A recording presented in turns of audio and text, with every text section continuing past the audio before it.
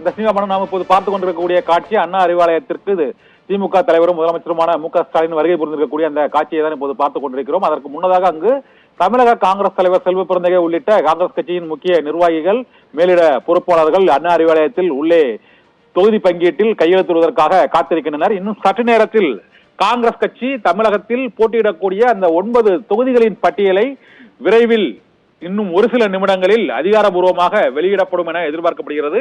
2019ஆம் ஆண்டு நடைபெற்ற தேர்தலில் போட்டியிட்ட ஒரு 2 தொகுதிகளை மற்றும் மாற்றுவதற்கு திமுக தலைமையும் காங்கிரசும் ஒப்புதல் தெரிவித்திருப்பதாக கூறப்படுகிறது. திருச்சி, தேனி தொகுதிகளுக்கு பதிலாக மயிலாடுதுறை, நெல்லை தொகுதிகள் வழங்கப்படலாம் என்ற கருத்து இருக்கிறது. ஆனால் அதிகாரபூர்வமாக இன்னும் தெரியவில்லை. கடந்த முறை போட்டியிட்ட அதே தொகுதிகளில் மீண்டும் போட்டியிடுகிறார்களா அல்லது புதிய தொகுதிகளில் போட்டியிடுகிறார்களா என்பது குறித்த விவரம் இன்னும் சில நிமிடங்களில் அதிகாரபூர்வமாக அறிவிக்கப்பட்டிருக்கிறது. ஏனென்றால் திருச்சியில் திருநாவுக்கரசர் போட்டியிட்டு வெற்றி பெற்றிருந்தார். தேனியை பொறுத்தவரை அங்கு முன்னாள் காங்கிரஸ் தலைவர் EVKS இளங்கோவன் போட்டியிட்டு அங்கு OP ரவீந்திரநாத்திடம் தோல்வியை தழுவிய சூழ்நிலையில் மீண்டும் தேனி தொகுதியை காங்கிரஸ் கட்சிக்கு வழங்க வேண்டாம், அங்கு திமுகவே நேரடியாக போட்டியிடலாம் என்று திமுக தலைமை கருதியதாக தகவல் வெளியானது. அதே போல திருச்சி தொகுதியிலும் அங்கு KN நேருவின் மகன் போட்டியிடுவதற்கு வாய்ப்பு கேட்டிருப்பதால் காங்கிரஸ் கட்சிக்கு போட்டியிடுவதற்கான வாய்ப்பை மறுத்திருப்பதாகவும் தகவல் வெளியாகி இருக்கிறது. ஆனால் அதற்கு பதிலாக நெல்லை, மயிலாடுதுறை ஆகிய 2 தொகுதிகளை கொடுப்பதற்கு முடிவு செய்திருப்பதாகவும்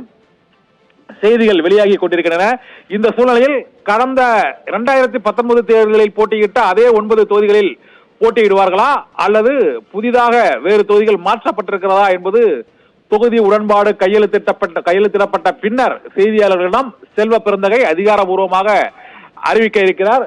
தமிழ்நாடு மாநில காங்கிரஸ் தலைவர் செல்வ பெருந்தகை காங்கிரஸ் கட்சி போட்டியிடக்கூடிய 9+ புதுவை தொகுதிகள் எவை என்பது தொடர்பான விவரங்களை அறிவிக்க இருக்கிறார். கடந்த முறை காங்கிரஸ் கட்சியானது திருச்சி, விருதுநகர், திருவள்ளூர், கன்னியாகுமரி, ஆரணி, கரூர், கிருஷ்ணகிரி, தேனி, சிவகங்கை ஆகிய 9 தொகுதிகளிலும் புதுவையிலும் போட்டியிட்டது. இந்த முறை ஒரு 4 தொகுதிகளில் காங்கிரஸ் கட்சிக்கு அங்கு அதிருப்தி நிலவுவதாக தகவல்கள் வெளியான சூழ்நிலையில் தான் இப்போது அந்த தொகுதிகளை மாற்றுவதற்கான சூழ்நிலை ஏற்பட்டிருக்கிறது. ஏற்கனவே சிவகங்கை தொகுதியை பொறுத்தவரை அங்கு கார்த்திக் சிதம்பரத்தை போட்டியிடக்கூடாது என்று அந்த மாவட்ட நிர்வாகிகளே அங்கு தீர்மானத்தை நிறைவேற்றி தலைமைக்கு அனுப்பி வைக்கப்பட்டதால் பரபரப்பு ஏற்பட்டது. இதே போல கரூர் தொகுதியை பொறுத்தவரையிலும் அங்கு ஜோதிமணிக்கு எதிராக அங்கு மாவட்ட காங்கிரஸ் தலைவர்கள் அதிருப்தியை வெளியிட்டனர்.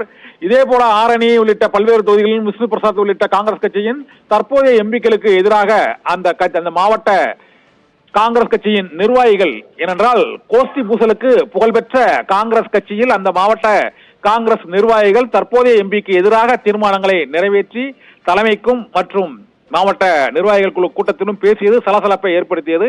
இதனால் ஒரு சில தொகுதிகளை மாற்றி கொடுப்பதற்கு திமுக தலைமையும் ஒப்புக்கொண்டிருப்பதாக கூறப்படுகிறது.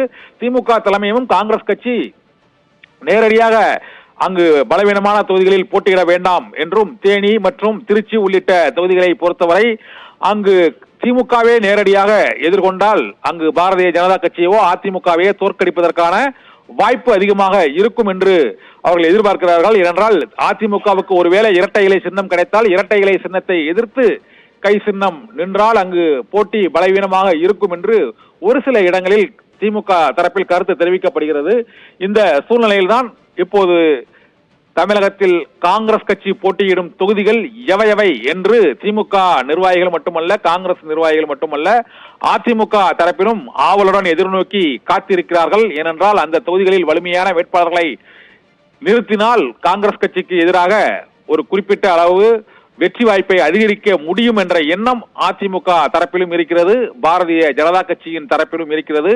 இதனால் காங்கிரஸ் கட்சி போட்டியிடும் தொகுதிகள் எவை என்பதை அறிந்து கொள்வதற்கு திமுக கூட்டணி கட்சி மட்டுமல்ல, எதிர்கட்சிகளாக இருக்கக்கூடிய அதிமுகவும் 3வது அணியாக களம் காண உள்ள தமிழக பாஜகவும் அதில் ஆர்வமாக இருப்பதை நாம் பார்க்க முடிகிறது. அந்த தொகுதிகளில் அதற்கேற்ப வேட்பாளர்களை, தொகுதிகளை கூட்டணி கட்சிகளிடையே பகிர்ந்து கொள்வதற்கு பாரதிய ஜனதா கட்சி அதிமுகவும் முடிவெடுக்கும் என எதிர்பார்க்கப்படுகிறது. ஏனென்றால் திமுகவில் தொகுதி எண்ணிக்கை முடிவடைந்து விட்டது. எந்தெந்த தொகுதிகள் என்பதும் சில கட்சிகளுக்கு முடிவடைந்து விட்டது. CPI, CPM மற்றும் கொங்குநாடு மக்கள் தேசிய கட்சி உள்ளிட்ட கட்சிகளுக்கு முடிவடைந்து விட்டது. மதிமுக, காங்கிரஸ் எந்த தொகுதிகளில் போட்டியிடப் போகிறது என்பது தொடர்பாக அவர்களுடைய விருப்ப பட்டியலை திமுக தலைமையிடம் அளித்திருக்கிறார்கள். அது குறித்து இருதரப்பிலும் பேச்சுவார்த்தை நடைபெற்றுக் கொண்டிருக்கக்கூடிய நிலையில் இப்போது இறுதியாகிறது காங்கிரஸ் கட்சியின் தொகுதிகள் எவை என்று. காங்கிரஸ் கட்சியின் தொகுதிகளை இறுதிப்படுத்திவிட்டால் அடுத்த கட்டமாக மதிமுக உள்ளிட்ட கட்சிகளுக்கு எதிர தொகுதிகளை ஒதுக்கிடுவதிலும் திமுகவுக்கான தொகுதிகளை அறிவிப்பதிலும் சிக்கல் நிறைவடைந்துவிடும். ஒட்டுமொத்தமாக திமுக கூட்டணியில் தொகுதி பட்டியல் இன்று மாலையோ நாளையோ வெளியாகுவதற்கான வாய்ப்பும் இருக்கிறது. அதன் பின்னர் வேட்பாளர்கள் அறிவிப்பு. ஏனென்றால் வேட்புமனு தாக்கல் தொடங்குவதற்கு வேட்புமனு தாக்கல் செய்வதற்கு இன்னும் 2 நாட்களே மீதம் உள்ள சூழ்நிலையில் 10 நாட்களுக்குள் வேட்புமனு தாக்கல் நிறைவடைகிறது. தேர்தல் பிரச்சாரம் இருக்கிறது என பல்வேறு கட்ட தேர்தல் பணிகள் அரசியல் கட்சியை நெருக்கடியில் ஆழ்த்தியுள்ள சூழ்நிலையில் இன்னும் தொகுதி உடன்பாடு மற்றும் வேட்பாளர் தேர்வு ஆகியவற்றில் திமுக தலைமையிலான கூட்டணி முனைப்பு காட்டி வருகிறது. ஒட்டுமொத்தமாக திமுகவில் தொகுதி பங்கீடு நிறைவடைந்து விட்டது. தொகுதிகளை அடையாளம் காணுவதில் மட்டுமே சிக்கல் நீடித்துக் கொண்டிருக்கக்கூடிய இந்த நிலையில் காங்கிரஸ் கட்சி போட்டியிடும் தொகுதிகள் இன்னும் சற்று நேரத்தில் வெளியிடப்படுகிறது. அதற்கான ஒப்பந்தத்தில் அண்ணா அறிவாலயத்தில் அங்கு முதலமைச்சரின் திமுக தலைவரின் பிரத்யேக அறையில் காங்கிரஸ் தொகுதி பங்கீட்டு குழுவினரும் மாநில தலைவர் செல்வ பெருந்தகை தலைமையிலான தமிழக மேலிட பொறுப்பாளர் உள்ளிட்டோர் அந்த அறையில் இப்போது இறுதிக்கட்ட உடன்பாட்டில் கையெழுத்திட தயார் நிலையில் இருக்கிறார்கள். இந்த சூழ்நிலையில் காங்கிரஸ் கட்சி போட்டியிடக்கூடிய தொகுதிகளிலும் அந்த 10 தொகுதிகளின் எண்ணிக்கை இன்னும் சில நிமிடங்களில் வெளியாக இருக்கிறது.